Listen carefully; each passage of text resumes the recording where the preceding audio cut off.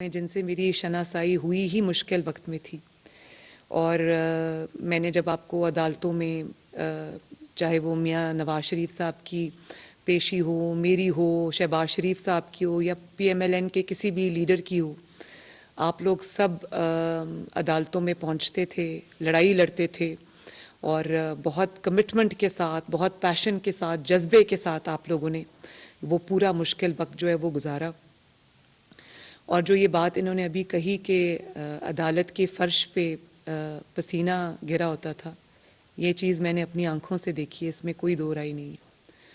اور جب مجھے اب یہ بھی یاد آتا ہے کہ جب میری والدہ کا الیکشن تھا، مرحومہ کلثوم نواز شریف کا NA 120 تھا، تب اس میں جس طرح آپ سب نے میرے ہاتھ بازو بن کے آپ نے میرا ساتھ دیا، اور آپ میدان میں اترے، ایک ایک پولنگ سٹیشن پہ آپ نے اپنی ڈیوٹی سنبھالی، ان کی دھاندلی کو روکا اس کو، اور وہ جو ہمارے اریسٹس ہو رہے تھے اور جو ہمارے کارکنوں کے ساتھ زیادتی ہو رہی تھی، وہاں پر آپ نے جس طرح سے ان کو لیگل ایڈ دی، جس طرح سے آپ نے ان کو لیگل پروٹیکشن دی، میں دل کی گہرائیوں سے سب چیزوں کی نہ صرف قدردان ہوں بلکہ وہ چیزیں مجھے یاد ہیں۔ یہ بھی نواز شریف صاحب کے بیانیہ جو تھا، ووٹ کو عزت دو، اور جو زیادتیاں ان کے ساتھ ہوئیں، جو ناانصافیاں ان کے ساتھ ہوئیں، جو ان کے لیے عدل کے علیحدہ معیار قائم کیے گئے، اس پہ آپ سب نے جو اپنا رول پلے کیا، میں یہ سمجھتی ہوں کہ وہ بہت لائق تحسین ہے، اور ان کے بیانیے کو آگے بڑھانے کے لیے جو کردار آپ نے ادا کیا ہے وہ ناقابل فراموش ہے، اس میں کوئی شک نہیں ہے۔ اور مجھے یہ بھی یاد ہے کہ جب میاں صاحب GT روڈ سے نکلے، اور وہ جو عدالتی فیصلے تھے جس میں پاناما کیس تھا، جو بدنام زمانہ اقامہ کیس تھا، اس کے بعد جو وکلاء کنونشن ہوا جس میں آپ لوگوں نے بہت بڑی تعداد میں شرکت کی، اور اس میں آپ نے یہ نعرہ دیا، یہ جو کالا کوٹ ہے میاں تیرا ووٹ ہے، یہ مجھے وہ دن بھی اچھی طرح یاد ہے۔ اور اس کے بعد وہ جو نعرہ تھا اس نے ایک موومنٹ کی شکل اختیار کر لی، تو یہ اس کی جو اس کا اوریجن تھا وہ آپ سب کی جد و جہد میں تھا، تو مجھے اس چیز کا احساس ہے۔ مجھے اس چیز کا بھی احساس ہے کہ شاید لیڈرشپ کے لیول پہ وہ آپ کو توجہ نہیں دی گئی، وہ رسائی نہیں دی گئی جو آپ کا حق تھا۔ تو یہ میٹنگ میں نے آج اس لیے بھی بلائی ہے کہ سب کے ساتھ میری جو ہے ایک انیشل ملاقات ہو جائے، اس کے بعد ہم یہ جو روابط ہیں، جو کانٹیکٹ ہے، اس کو ہم الائیو رکھیں گے، اس کو بڑھائیں گے، اپنے وکلاء کے ونگ کو نہ صرف سٹرینتھن کریں گے بلکہ ان کو وہ جگہ دیں گے جس کے وہ حقدار ہیں انشاءاللہ۔ میں یہاں پر رانا ثناء اللہ صاحب کو ضرور اپریشیٹ کرنا چاہوں گی، جس طرح سے انہوں نے تنظیم پورے پنجاب میں بنائی وکلاء کی، انہوں نے اس کو توجہ دی۔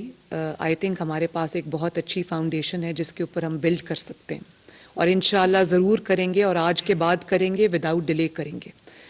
اور آپ نے بالکل صحیح کہا کہ جو رول آپ پلے کر سکتے ہیں، کیونکہ آپ لوگوں کو اویئرنیس ہے، آپ لوگ اس ملک کے آئین کو، قانون کو، لاء کو جانتے ہیں، ملکی حالات کو جانتے ہیں، اور اس کو بڑے جو اویئرنیس ہے آپ کو، اس میں کوئی شک نہیں ہے۔ تو جس طرح آپ میرے مددگار ہو سکتے ہیں، پارٹی کے مددگار ہو سکتے ہیں، آپ کو استعمال نہ کرنا میرا خیال ہے پارٹی کا اپنا لاس ہے، اور میں یہ چاہوں گی کہ ہم اس خلا کو اب پورا کریں، اور میں آپ کے ساتھ مل کے بیٹھوں گی، ہم انشاءاللہ تعالیٰ آپ کے بھی ہاتھ مضبوط کریں گے تاکہ آپ ہمارے بھی ہاتھ مضبوط کریں۔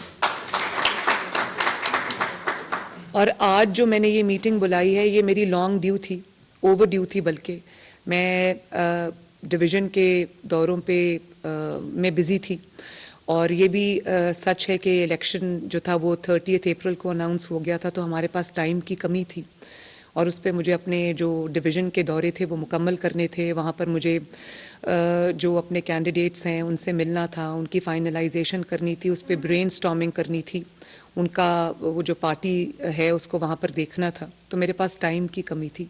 لیکن میری پہلی پرائیورٹی یہی تھی کہ جیسے ہی مجھے فرصت ملے میں وکلاء کے ساتھ، اپنے PMLN کے جو لائرز ونگ ہے ان کے ساتھ میٹنگ کروں۔ مجھے احساس ہے کہ آپ لوگوں سے ملنا میرا کتنا ضروری تھا۔ تو اب ذرا الیکشن ڈیلے ہوا ہے تو مجھے موقع بھی ملا آپ سب سے بات کرنے کا۔ تو میرا یہ خیال ہے کہ جس طرح آپ نے لائرز موومنٹ میں جب جوڈیشری کی بحالی کی موومنٹ ہو یا ووٹ کو عزت دو کی تحریک ہو یا وہ جو نواز شریف صاحب کے ساتھ اور مسلم لیگ نون کے ساتھ جو ناانصافیاں ہوئی ہیں اس میں جو آواز بلند کرنی ہو، حق کی آواز، قانون کے لیے جو آپ نے آواز بلند کی، پاکستان کی عدلیہ کے لیے جو آپ نے عدل کے لیے آواز بلند کی، میرا خیال ہے کہ اس سب سے زیادہ آج پاکستان کو آپ کی ضرورت ہے، آپ کی جماعت کو آپ کی ضرورت ہے، مجھے آپ کی ضرورت ہے، نواز شریف صاحب کو آپ کی ضرورت ہے، لیکن میرا خیال ہے کہ اس وقت جو پاکستان کے حالات ہیں، جو کرائسس ہے پاکستان میں، اس سچویشن میں پاکستان کو آپ کی ضرورت ہے اور پاکستان آپ کو آواز دے رہا ہے۔ اس لیے میں نے آج یہ میٹنگ یہاں پر بلائی ہے۔ اس میں کچھ باتیں ہمیں طے کر لینی چاہیے، کچھ باتیں ہمیں آج ڈسکس کرنی چاہیے، جو ملک کے حالات ہیں وہ ہمیں آج ڈسکس کرنے چاہیے، جو ریالٹیز ہیں آج کی وہ ہمیں ڈسکس کرنی چاہیے۔ جس طرح میں جو اپنی تقاریر میں بات کرتی رہی ہوں کہ اس ملک میں جو ترازو ہے اس کے دو پلڑے برابر نہیں ہیں، تو پہلے ترازو کے پلڑے برابر کرو پھر الیکشن کراؤ۔ اللہ کا شکر ہے کہ ہم لوگ الیکشن سے نہیں ڈرتے، ہم لوگ سلیکٹ ہو کے نہیں آتے، ہم الیکٹ ہو کے آتے ہیں۔ جو سلیکٹ ہو کے آتا ہے اس کو فکر ہونی چاہیے۔ اور کل آپ نے شیخ رشید صاحب کی گفتگو سنی، ان کی جو پوری سیاست ہے پی ٹی آئی کی، وہ اس چیز پہ بیس کرتی ہے کہ کون سی تقرری کب ہو رہی ہے۔ تو کل ان کے منہ سے یہ بات نکل گئی جلسے میں لاہور کے، کہ جو یہ چاہتے ہیں کہ جو اکتوبر میں الیکشن اس لیے ہوں کیونکہ اس میں یہ چیف جسٹس چلے جائیں گے، دوسرے چیف جسٹس آ جائیں گے۔ تو مجھے اس سے یہ اندازہ ہوا کہ ان کی جو سیاست ہے وہ ساری تقرریوں کے ارد گرد گھومتی ہے۔ پہلے ان کے ساتھ وہ اسٹیبلشمنٹ کے کردار تھے جو اب جا چکے ہیں، تو اب انہوں نے جوڈیشل اسٹیبلشمنٹ ڈھونڈ لی ہے جس کے اوپر یہ تکیہ کر کے بیٹھے ہوئے ہیں۔ اور جو لانگ مارچ انہوں نے پہلے کیا اس میں ان کا یہی تھا کہ وہ جو چیف آف آرمی سٹاف کی اپوائنٹمنٹ ہونی تھی اس کو کنٹروورشل بنایا جائے، اس کو روکا جائے، کیونکہ ان کی پوری سیاست اپوائنٹمنٹس کے ارد گرد گھومتی ہے، بیساکھیوں کے ارد گرد گھومتی ہے۔ ان کی پوری سیاست جو ہے وہ سہولت کاروں کے ارد گرد گھومتی ہے۔ ایک سہولت کار چلے گئے، انہوں نے کانوں کو ہاتھ لگایا۔ آپ نے جنرل باجوہ صاحب کا انٹرویو سنا، وہ کہتے ہیں کہ یہ خود لانے والے ہیں اس کو، اور وہ کہتے ہیں کہ یہ خطرناک آدمی ہے ملک کے لیے۔ اور اب جو ان کے جو ریمینز ہیں، جن کو ریمننٹس ہیں یا جو ویسٹیجز جن کو میں کہتی ہوں، یا ان کی جو باقیات ہیں، 3-4 لوگ جو جوڈیشری میں ہیں، یہ ان پہ تکیہ کر کے اب بیٹھے ہوئے ہیں۔ تو اور آپ یہ دیکھیں کہ جس طرح سے میں نے پاکستان کی کم از کم تاریخ میں نے یہ کبھی ہوتے نہیں دیکھا، آپ لوگ اس کو میرے سے زیادہ غور سے بلکہ لیگل پوائنٹ آف ویو سے دیکھ رہے ہوں گے، کہ ایک شخص جس نے بریزنلی بلیٹنٹلی اس نے پاکستان کے قانون کو فلاؤٹ کیا، پاکستان کے قانون کو پاؤں کے نیچے روندا۔ پولیس نے جب عدلیہ نے اس کو کہا کہ آؤ اور پیش ہو، وہ شخص نہیں گیا، وہ اپنے گھر میں چھپا رہا۔ کبھی اس نے پلاسٹر کا بہانہ بنایا، کبھی اس نے بیماریوں کا بہانہ بنایا، کبھی اس نے جو ہے وہ جان کو میری خطرہ ہے اس کا اس نے بہانہ بنایا، وہ نہیں گیا۔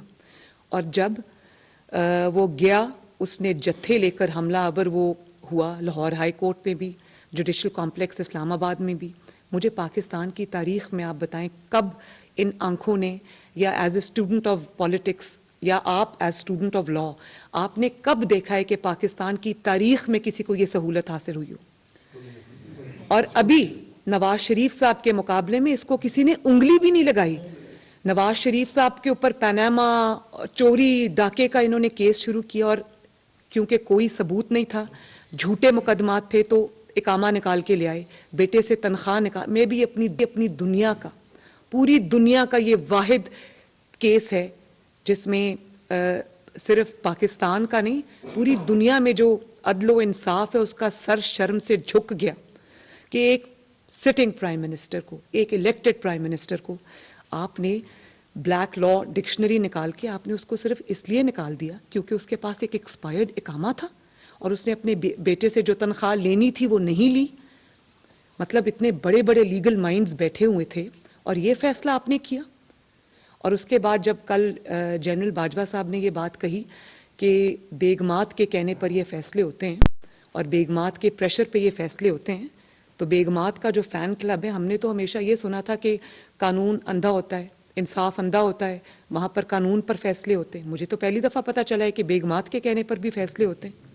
اور اس کا ثبوت پوری قوم نے دیکھا کہ جب پیناما بینچ کا جس دن فیصلہ اناؤنس ہونا تھا تو نواز شریف صاحب کو ڈسکوالیفائی کرنا تھا, ان کے بیوی بچے, چاہے وہ جسٹس کھوسا ہو یا وہ جسٹس ثاقب نثار ہو یا باقی پیناما بینچ کے لوگ, ان کے بچے اور بیویاں عدالت میں موجود تھے. ان کو فیصلے کا پہلے سے علم تھا. ان کے فیس بک اکاؤنٹس, ان کے ٹویٹر اکاؤنٹس آپ اٹھا کے دیکھ لیں. اس دن انہوں نے فیصلے سے کچھ گھنٹے پہلے نہ صرف ایکسائٹمنٹ کا اظہار کیا تھا بلکہ ان کو فیصلے کا پتہ تھا, جس کا مطلب ہے کہ جنرل باجوہ نے جو کل بات کی وہ بالکل ٹھیک کی تھی کہ آئین اور قانون پر فیصلے نہیں ہو رہے تھے, ایک ذاتی اناد پر فیصلے ہو رہے تھے اور بیگمات کے اور بچوں کے کہنے پر فیصلے ہو رہے تھے. یہ پاکستان میں آئین اور قانون کا اتنا بڑا مذاق آج سے پہلے کم از کم میں نے تو نہیں دیکھا. آپ لوگ بتائیں, آپ نے کبھی اس طرح کا کوئی بھی چیز انسان کے سننے میں آئی ہو؟ اور پھر آج آپ دیکھیں وہ شخص کا نہیں جاتا عدالت میں, وہ چھپ کے بیٹھتا ہے, عدالت کو فلاؤٹ کرتا ہے اور بڑی ڈھٹائی کے ساتھ کرتا ہے. اور پھر بھی جب بھی وہ عدالت میں جاتا ہے اس کو تھوک کے حساب سے ضمانت ملتی ہے, اس کو ایک ایک درجن ضمانت جو ہے وہ with a strike of pen ملتی ہے. 12 مقدموں میں اس کو 5 منٹ کے اندر جو ہے وہ ملتی ہے. تو نواز شریف صاحب کے ساتھ اتنی بڑی زیادتی ہوئی تھی, ان کے مقدمے جھوٹے تھے, سچے نہیں تھے. یہاں پر ٹیرین خان کا مقدمہ ہے, سچا ہے, نہ اگل سکتا ہے نہ نگل سکتا ہے, کورٹ میں پیش نہیں ہوتا کیونکہ جانتا ہے کہ مقدمہ سچا ہے. یہاں پہ توشہ خانہ کے بارے میں بڑی بات ہوتی ہے کہ سب نے توشہ خانہ کے تحفے لیے, ضرور لیے ہوں گے, میں یہ نہیں کہتی کہ باقی لوگوں نے نہیں لیے, لیکن یہ پہلا شخص ہے جس نے تحفے چوری کیے. پاکستان کی 76 ایئرس کی ہسٹری میں کسی بھی سربراہ نے یا کسی بھی پولیٹیشین نے یا کسی بھی حکومتی عہدے دار نے کبھی وہ تحفہ چوری نہیں کیا. اس کا ایک طریقہ کار ہے, اس کا طریقہ کار یہ ہے کہ جو آپ کو تحفہ ملتا ہے آپ اس کو جمع کرائیں اور وہ ایک اس کا سیٹ ہوتا ہے پرسنٹیج, اس پرسنٹیج کے اوپر جو ہے وہ آپ وہ پے کرتے ہیں اور اس کے بعد وہ تحفہ آپ لیتے ہیں. یہ پہلی بار ہم نے سنا کہ ایک ریاست کے سربراہ نے پرائم منسٹر آفس کو استعمال کرتے ہوئے اس نے وہ تحفے توشہ خانہ میں جمع نہیں کرائے, اپنے گھر میں جمع کرائے. اس کی جو وائف ہے, خاتون اول ہے, وہ اس کی یہ آڈیو, ایک سیکنڈ جی پلیز ذرا خاموشی اختیار کریں کائنڈلی.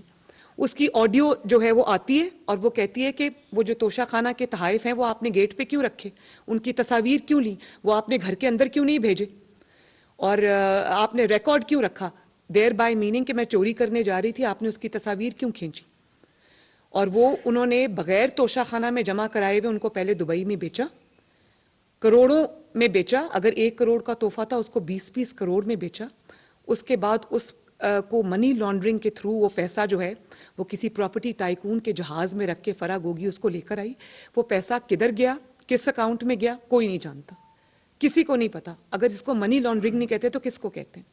اس کے بعد اس کو جمع نہیں کرایا, اس کی ایک چھوٹی سی پرسنٹیج جمع کرا دی بیچنے کے بعد توشہ خانہ کے اندر, اور اس کے بعد بھی اس کا کوئی ریکارڈ نہیں تھا, اس کو آپ نے ڈکلیئر نہیں کیا. اور جب آپ کو یہ پتا چلا کہ آپ کے اوپر گرپ ٹائٹن ہو رہی ہے, آپ کے گلے میں جو پھندا ہے وہ احتساب کا ڈالا جا رہا ہے یا آپ کی حکومت جا رہی ہے, تو جلدی جو ہے وہ ڈیکلریشنز وہ بھی جھوٹی انہوں نے جمع کرائیں. تو پاکستان کا قانون کدھر سو رہا ہے؟ اقامہ پر ایک آپ وزیر اعظم کو نکال سکتے ہیں, یہ تو گلیئرنگ چیزیں, ان کے اوپر وہ کورٹ نہیں جاتا کیونکہ وہ جانتا ہے کہ توشہ خانہ بھی سچا ہے. فارن فنڈنگ میں جو ای سی پی کا ڈیسیجن آیا ہے, وہ ڈیسیجن میں جس قسم کے بلیٹنٹ اور وہ ارریفیوٹیبل ایویڈنس ہے ہر پیج کے اوپر, آپ لوگوں نے پڑھا ہوگا, آپ لائرز ہیں, آپ اس کو وہ ریفیوٹ کر سکتا ہے کوئی. اور اگر وہ کیس سچا نہ ہوتا تو 7 سال یہ سانپ بن کر اس کے اوپر نہ بیٹھا رہتا. 7 سال اس نے اسٹیبلشمنٹ کی مدد سے اور پھر اپنی حکومت جو 4 سال رہی ہے اس میں اس نے وہ کیس کھلنے نہیں دیا فارن فنڈنگ کا. اس کی وجہ یہ کہ ہاتھ رنگے ہوئے تھے, لیکن کوئی عدالت اس کا کچھ نہیں بگاڑ سکی. کسی عدالت میں وہ پیش ہونے سے انکاری ہے, کوئی عدالت پورا اپنا زور لگا کے اس کو عدالت میں پیش نہیں کر سکی. اور جب جاتا ہے تو جتھے لے کے عدالت پہ حملہ آور ہو جاتا ہے.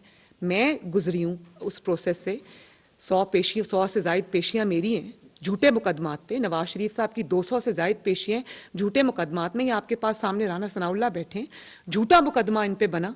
ہمیں ایک دن بتائیں کہ ہم کبھی جتھا لے کر گئے ہوں کوर्ट کے اندر؟ ہمارے تو دماغوں میں بھی یہ بات نہیں آتی تھی. جانتے ہوئے کہ یہ انتقام ہے, جانتے ہوئے کہ یہ جھوٹے مقدمات ہیں, ہم لوگ ایک شریف شہری کی طرح کورٹ کے سامنے پیش ہوتے رہے. فیصلہ صحیح تھا, غلط تھا, اس بحث سے قطع نظر اس فیصلے کو تسلیم کیا, کورٹ کے آگے سرنڈر کیا, جھوٹی سزائیں بھگتی, اور یہ دیکھیں وہ کورٹ میں پیش ہی نہیں ہو رہا. اور اس کے بعد جب پولیس جاتی ہے زمان پاک میں, کورٹ کے آرڈرز امپلیمنٹ کرا, پولیس کوئی کسی ذاتی اناد میں ہماری طرح جب ہمارے گھروں پہ اٹیکس ہوتے تھے وکٹمائزیشن کرنے کے لیے پولیس نہیں جاتی. پولیس جاتی ہے اس کو وہاں پر کورٹ کے آرڈرز امپلیمنٹ کرنے کے لیے. تو وہاں پر زمان پاک سے پولیس کے اوپر حملہ ہوتا ہے, وہاں سے پیٹرول بامز پھینکے جاتے ہیں, وہاں سے گلیلیں چلائی جاتی ہیں, وہاں سے پولیس والوں کے سر پھاڑے جاتے ہیں, سر توڑے جاتے ہیں. ان کو وہ بیچارے گرے پڑے تھے, پوری ریاست کے اوپر حملہ ہوا وہاں سے, صرف اس لیے کہ پولیس وہاں پر کورٹ کے آرڈرز امپلیمنٹ کرنے گئی. پاکستان کا آئین اور قانون کہاں سو رہا ہے؟ کیوں اس پہ کوئی ایکشن نہیں ہوتا؟ کیوں یہ باقیوں سے ستیلوں والا سلوک ہوتا ہے, یہاں سے لاڈلے والا سلوک ہوتا ہے؟ کون ہے اس کو جو ابھی آج بھی پروٹیکٹ کر رہا ہے؟ میں یہ پوچھتی ہوں, قوم کو یہ سوال پوچھنا چاہیے. بھئی آپ ہمیشہ سے یہ بھاشن دیتے آئے کہ اگر آپ نے کوئی چوری نہیں کی, اگر آپ کا دامن داغدار نہیں تو جائیں جا کے جواب دے دیں. بھئی آپ کا دامن داغدار نہیں تو جائیں جا کے جواب دیں. آپ کیوں چھپے ہوئے؟ کیوں آپ پوری قانون کو آپ نے جو ہے وہ اس کے اپنے مقابلے پہ رکھا ہوا ہے؟ یہ سوال ہیں جو کرنے والے بنتے ہیں. ان سوالوں کو پوچھنا آپ کو بھی چاہیے. اس میں مجھے آپ کی مدد کی ضرورت ہے, کیونکہ آپ کا آئین کو سمجھتے ہیں, آپ قانون کو جانتے ہیں. اور پھر آپ یہ دیکھیں کہ آج الیکشن جب آگے ہوا ہے تو میں ایک جمہوریت پسند کارکن ہوں پولیٹیکل, اور میں سمجھتی ہوں کہ الیکشنز کے علاوہ پاکستان کا کوئی حل نہیں ہے. ہر 5 سال کے بعد الیکشن ہونے چاہیے پولیٹیکل, لیکن پولیٹیکل سٹیبلٹی ہونی چاہیے ملک کے اندر. الیکشن سے ہم بالکل کوئی فرار حاصل نہیں کرنا چاہتے. ہم انشاءاللہ الیکشن لڑیں گے بھی اور جیتیں گے بھی, لیکن اس میں کوئی قانونی اور آئینی نکات ہے. آج آپ کہتے ہیں کہ یہ الیکشن جو ڈیلے ہوا ہے اس میں آپ کو آئین یاد آ گیا. میں یہ پوچھنا چاہتی ہوں کہ آپ کو اس وقت آئین کیوں یاد نہیں آیا جب آپ کو 5-0 سے سپریم کورٹ آف پاکستان نے آپ کو ڈکلیئر کیا تھا کہ آپ پہلے پاکستان کے سرٹیفائیڈ آئین توڑنے والے. آپ کو یاد ہے جو قاسم سوری کی جو رولنگ تھی اور اس پر جو اسمبلی توڑی گئی, سپریم کورٹ نے 5-0 کے فیصلے سے کہا کہ کھلے عام آئین کی خلاف ورزی ہوئی ہے, آئین کو توڑا گیا ہے اور بلیٹنٹلی توڑا گیا. تو مجھے یہ بتائیں جو شخص آئین کو توڑتا ہے اس کے اوپر کون سی شک لگتی ہے پاکستان کے قانون کی؟ آرٹیکل 6 لگتی ہے. مجھے آپ یہ بتائیں کہ نواز شریف کو تو آپ ایکسپائرڈ اقامہ رکھنے پر آپ سزا دے دیتے ہیں, پوری زندگی کے لیے ڈسکوالیفائی کر دیتے ہیں. 5 سال 10 سال کے لیے نہیں, پوری زندگی کے لیے تا حیات آپ ان کو ڈسکوالیفائی کر دیتے ہیں, اور اس کی بیٹی کو آپ جیل میں ڈال دیتے ہیں, پوری PMLN کی قیادت کو آپ جیل میں ڈال دیتے ہیں. آپ نے سپریم کورٹ نے کہا کہ یہ جو آئین ہے اس کو توڑا گیا ہے. سزا کدھر ہے اس آئین توڑنے والی کی؟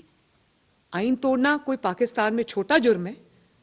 مطلب جو شخص چوری کرتا ہے, چھوٹا چور ہے, اس کو تو آپ 25 سال کے لیے اندر کر دیتے ہیں, اور جس شخص نے پاکستان کا آئین توڑا ہے, آپ نے 5-0 سے فیصلہ دیا ہے, سرٹیفائیڈ آئین توڑنے والا, اس کو آپ نے بغیر سزا کے آپ نے گھر جانے دیا. یہ کبھی کسی ملک میں ہوا ہے؟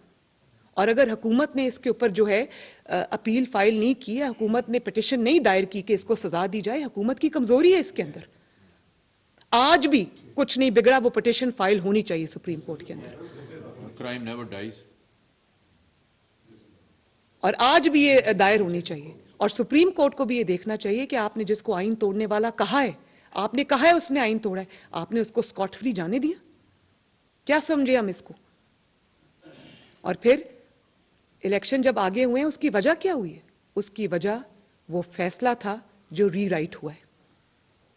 پہلے تو سوال یہ بنتا ہے نا کہ ایک ایسے شخص کو جس نے آئین کو اور قانون کو, پاکستان کے جمہوریت کو, پاکستان کے پولیٹیکل سسٹم کو, پاکستان کی اسمبلیز کو جس شخص نے ایک بچوں کا کھیل سمجھا ہے, اس شخص کے فیصلوں پر یہ ملک کیسے چلے گا؟ وہ جب چاہے اسمبلی توڑ دے, جب چاہے الیکشن کروا دے, جب چاہے کسی کی تقرری کو کنٹروورشل کر دے, جب چاہے ملک میں انارکی پھیلا دے. یہ پاکستان کی ریاست چپ کر کے تماشا دیکھتی رہے گی؟ آپ مجھے اس بات کا ذرا جواب دیں کہ اس وقت چیف منسٹر کون تھا جس وقت جو یہ اسمبلی توڑی؟ پرویز الہی صاحب. پرویز الہی صاحب تو اسمبلی توڑنا ہی نہیں چاہتے تھے. اور آپ نے پرسوں دیکھا جب الیکشن ڈیلے ہوا, پرویز الہی صاحب کا جو بیٹا ہے مونس الہی, اس کی آپ پڑھیں ٹویٹ, اس نے پنجابی میں ٹویٹ کی. اب وہ الفاظ میں یہاں دہرا نہیں سکتی کیونکہ وہ مناسب الفاظ نہیں ہیں. تو ایک جو سٹنگ چیف منسٹر ہے وہ اسمبلی توڑنا نہیں چاہتا, اور آپ ملک میں انریسٹ کریٹ کرنے کے لیے, ملک میں انارکی کریٹ کرنے کے لیے, ملک میں کیوس کریٹ کرنے کے لیے آپ اسمبلی توڑتے ہیں. کیا اس شخص کے فیصلوں کے اوپر پوری حکومت چلے گی یا ریاست چلے گی یا کورٹس چلیں گے؟ اور اس کے بعد آپ یہ دیکھیں کہ وہ یہ کہاں سے بات شروع ہوتی ہے. وہ جو 25 ممبران تھے جب حمزہ شہباز شریف کی حکومت تھی, آپ نے وہ 25 ممبران تحریک انصاف کی جھولی میں ڈالنے کے لیے آپ نے آئین کو ری رائٹ کیا. جس طرح اقامہ کا فیصلہ آج تک کوئی دنیا کی عدالت یا کوئی ایون پاناما ججز جو ہیں اس کو جسٹیفائی نہیں کر سکتے, اسی طرح جو آئین کو ری رائٹ کیا گیا وہ بھی آج بھی کوئی آئین کو ری رائٹ کرنے والے بھی اس کو جسٹیفائی نہیں کر سکتے. وہ بہت بڑا سٹگما ہے آئین کے اوپر, قانون کے اوپر, عدل کے اوپر اور عدلیہ کے اوپر, اور اسی سے اس کرائسس نے جنم لیا. اور اس کے بعد آپ یہ دیکھیں سو موٹو نوٹس ایک نوٹ لکھتا ہے ایک بینچ, اعجاز الاحسن, جسٹس اعجاز الاحسن اور جسٹس مظاہر علی نقوی, کیس ان کے سامنے کوئی اور ہے, اچانک وہ ایک نوٹ لکھ کے بھیجتے ہیں سپریم کورٹ کے سی جے پی کو, اور ان کو اور وہ اس کے اوپر سو موٹو لیتے ہیں اور اس پہ جو ہے وہ ایسی چیز کو زیر بحث لے آتے ہیں جو اس وقت وہاں پر بحث میں تھی نہیں. اور اس کے بعد جسٹس اطہر من اللہ نے بہت پرٹیننٹ کویسچن اٹھایا. انہوں نے یہ کہا کہ آپ پہلے اس چیز کو وے کیا جانا چاہیے کہ اسمبلی ٹوٹی کیوں, لیکن ان کو بینچ میں شامل نہیں کیا گیا, ان کو علیحدہ کر دیا گیا بینچ سے, وہ بینچ ختم ہو گیا. اور آج تک وہ کرائسس پریویل کر رہا ہے, آج تک وہ کویسچن مارک ہے کہ وہ جو 2-5 سے تھا, 2-3 سے تھا یا 4-3 سے تھا, 4-3 جو 4-3 سے اگر ہوتا تو یہ جو کہ ریالٹی ہے 4-3 سے تھا تو آج یہ کرائسس نہ آتا. تو اس میں بالکل اس کے اندر سہولت کاری شامل ہے. I'm not going to mince my words, اور یہ میں قوم کے سامنے یہ حقائق جو ہے میں رکھنا چاہتی ہوں. اسی کی وجہ سے یہ controversial suo motu, controversial note جو جسٹس مظاہر علی نقوی اور اعجاز الاحسن صاحب نے لکھا, اور اس کے اوپر کانٹروورشل بینچ, میں نے تو کہا تھا کہ یہ بینچ اس طرح سے نہیں بننے چاہیے, اور ان پہ اعتراض ہوا. آپ دیکھیں کہ ان دونوں ججز کے اوپر فائنینشل جو معاملات ہیں ان کا سپریم جوڈیشل کاؤنسل کے مظاہر علی نقوی صاحب کا کیس ہے وہاں پر, اور وہ ابھی تک بینچ نمبر 1 میں, ان کو بلکہ الٹا بینچ نمبر 1 میں ڈال دیا. تو اور اگر کوئی بات کرے وہ توہین عدالت ہو جاتی ہے. توہین عدالت تو تب ہوتی ہے جب عدالت سے عدل نہیں ہوتا اور انصاف نہیں ہوتا, اور کرپٹ ججز کو پروٹیکٹ کیا جاتا ہے. ہر پاکستانی کا حق ہے کہ اگر قوم کے سامنے ثبوت آ گئے کہ کوئی جج اگر کرپٹ ہے یا کوئی جج جو ہے وہ سولڈ آؤٹ ہے یا کسی جج نے کسی کی سہولت کاری کی ہے, اب آپ مجھے بتائیں اس کے لیے آپ کو اور کیا ایویڈنس کی ضرورت ہے.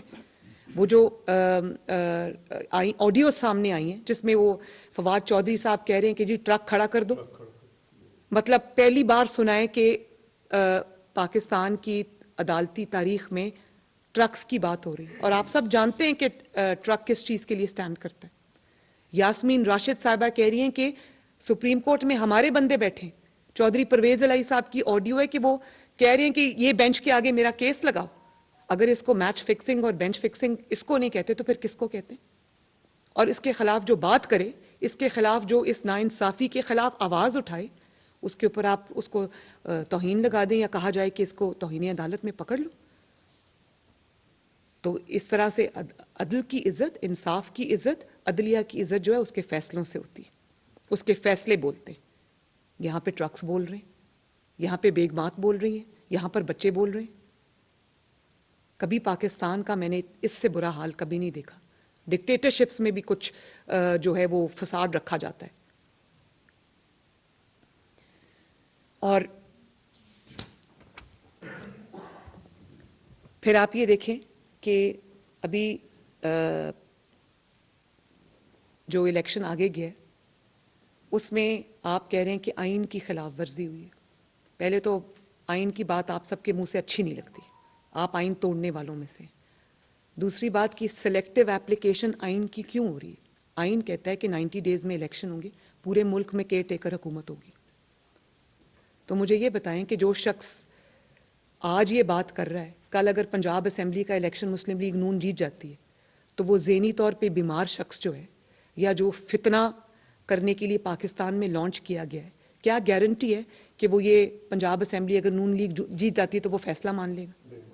اور اس کے بعد وہ کے پی کے اگر جیت جاتا ہے, وہاں پر اس کی فالوئنگ ہے, اگر کے پی کے میں وہ جیت جاتا ہے تو وہ کون اس بات کی گارنٹی دے گا کہ وہ جیت کے وہ دوبارہ اسمبلی نہیں توڑے گا؟ اور کون اس بات کی گارنٹی دے گا کہ پنجاب اسمبلی کا الیکشن اگر پی ایم ایل این جیت جاتی ہے تو یہ نہیں کہے گا کہ یہ دھاندلی ہوئی ہے کیونکہ شہباز شریف اوپر فیڈرل گورنمنٹ میں پرائم منسٹر تھا, اس کے نیچے یہ پروونشل اسمبلی کا الیکشن ہوا ہے اس لیے اس میں دھاندلی ہوئی ہے؟ اور کون اس چیز کی مجھے گارنٹی دے گا جو آج یہ کہہ رہا ہے کہ محسن نقوی جو ہے اس نے میرے خلاف سازش کی ہے, جو پنجاب کے کیئر ٹیکر چیف منسٹر ہیں. عمران یہ کہہ رہا ہے کہ محسن نقوی نے میرے خلاف سازش کی ہے اور محسن نقوی میرے قتل کی پلاننگ کر رہا ہے. تو Mohsin Naqvi caretaker chief minister کے نیچے جب الیکشن پنجاب کا ہوگا تو کون یہ مجھے گارنٹی دے گا کہ عمران خان یہ کہے گا کہ بالکل فری اینڈ فیئر الیکشن ہوا ہے؟ تو یہ مسائل جب کل بھی ہوں گے, آج بھی ہیں, تو سلیکٹیو ایپلیکیشن تو آئین کی نہیں ہو سکتی نا. اور پھر کبھی سنا کسی نے کہ جب الیکشن ہوگا آدھے ملک میں کیئر ٹیکر گورنمنٹ ہوگی اور آدھے ملک کے اندر جو ہے وہ کیئر ٹیکر نہیں ہوگی؟ تو یہ کوئی یہ سلیکٹیو ایپلیکیشن تو آئین کی نہیں ہو سکتی نا. اور پھر کیا پاکستان کے اندر یہ روایت ہوگی کہ ایک بے وقوف شخص سے جو منشیات زدہ دماغ ہے اس کے فیصلوں سے ہمیشہ یہ ہوا کرے کہ ہر 5 سال کے بعد 4.5 سال کے بعد جو ہے وہ الیکشن ہوا کرے پنجاب اور کے پی کا, اور 5 سال کے بعد جو ہے وہ فیڈرل گورنمنٹ کا اور باقی 2 صوبوں کا بلوچستان اور سندھ کا الیکشن ہوا کرے؟ کیا یہ کرنا جو ہے یہ اتنی بڑی آئین کے ساتھ غداری نہیں ہے؟ اس کا جواب کون دے گا؟ کیا ہر 5 سال بعد یہی ڈرامہ ہوا کرے گا؟ اور وہ ایسے شخص کے کہنے میں جس کا کام ہی یہی ہے, جس کو لانچ ہی باہر غیر ملکی طاقتوں کی طرف سے کیا گیا ہے کہ پاکستان میں کیوس اور انارکی پھیلاؤ, پاکستان میں انریسٹ پھیلاؤ تاکہ پاکستان ترقی نہ کر سکے. جب سے یہ شخص پاکستان کی سیاست میں آیا پاکستان نے سکھ کا سانس نہیں لیا, پاکستان ڈاؤن ہل جا رہا ہے. کل جب یہ کہہ رہا تھا کہ قیمتیں یہاں سے یہاں پہنچ گئی ہیں, ڈالر یہاں سے یہاں پہنچ گیا ہے, تو میں یہ سوال کرنا چاہتی ہوں, جب نواز شریف کے دور میں قیمتیں بھی سٹیبلائز تھیں, ڈالر بھی سٹیبلائز تھا, جو پاکستان کا روپیہ ڈالر کی جو ہے پرائس اس میں, تو اس کے بعد کیوں اس نااہل شخص کے حوالے ملک کیا گیا؟ کیوں وہ سب کیا گیا؟ اس کے لیے پورا سٹیج سیٹ کیا گیا کہ یہ نااہل آئے اور پاکستان میں تباہی مچائے. سوال اب سے نہیں ہوگا, 2022 سے سوال نہیں شروع ہوگا, 2017-18 سے سوال شروع ہوں گے, کیونکہ ملک کا جو زوال ہے اس دن سے شروع ہوا اور اس کا یہ شخص ذمہ دار ہے. اس کے کہنے پر ریاست نہیں چل سکتی, ریاست کو پوری قوت سے اس کو روکنا پڑے گا, ورنہ یہ ملک جو ہے یہ غلط ہاتھوں میں چلا جائے گا. تو اس کے لیے مجھے آپ سب کے مدد کی بھی ضرورت ہے. میں یہ چاہوں گی کہ آپ کی بڑی توانا آواز ہے, آپ کی بڑی سالڈ آواز ہے, آپ کی بات میں وزن ہے. آپ لوگ اس ملک کے لیے اپنی آواز کو بلند کریں. آپ اس ملک کے آئین کے محافظ ہیں, اس ملک کے قانون کے محافظ ہیں. آپ اس ملک کے لیے, اس ملک کی بقا کے لیے, آنے والی نسلوں کے لیے آپ اپنی آواز کو بلند کریں. اور کوئی بھی غیر قانونی چیز ماننے سے انکار کر دیں, سہولت سے انکار کر دیں, کہ اگر کوئی سہولت کاری ہو رہی ہے تو ان کو نیم اور شیم کیا جانا چاہیے. میرے پاس اس طرح کے حقائق ہیں لاہور ہائی کورٹ کے چند لوگوں کے بارے میں کہ اگر میں یہاں آج بیان کر دوں تو بہت بڑا کرائسس ہو جائے گا یہاں پر.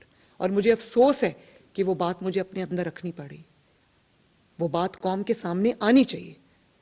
کہ کس نے کس کو یہ کہا کہ آپ کی بیٹی نہیں ہے. اس میرے وہ جو الیکشن ہو رہا ہے بیٹیاں سب کی سانجھی ہوتی ہیں, وہاں پر ہمیں سپورٹ کریں. دامادوں کے کہنے میں, بیویوں کے کہنے پہ, بچوں کے کہنے پہ فیصلے ہو رہے ہیں یہاں پر, اور ایک ایسے شخص کی سہولت کاری کی جا رہی ہے جو شخص اس ملک کی تباہی کا دوسرا نام ہے. مجھے آپ سب کی مدد کی ضرورت ہے, پاکستان کو آپ کی مدد کی ضرورت ہے. شکریہ. لاہور میں مسلم لیگ نون کی چینائزر مریم نواز جو کہ لاہور ونگ سے ایڈریس کر رہی تھی, جن کی جانب سے کہا گیا جس شخص نے ملک کا آئین توڑا اس کو بغیر سزا کے گھر نہیں بھیجا جا سکتا, اور عمران خان کے خلاف آئین توڑنے پر پٹیشن اب ہم دائر کریں گے. ان کی جانب سے تنقید کی گئی ہے, عمران خان جب چاہے الیکشن توڑ دے, جب چاہے الیکشن کروائے, یہ نظام ہم قائم نہیں ہونے دیں گے. پرویز الہی چیف منسٹر تھے, وہ اسمبلی توڑنا ہی نہیں چاہتے تھے. ان کی جانب سے کہا گیا ہر 5 سال بعد انتخابات ہونے چاہیے.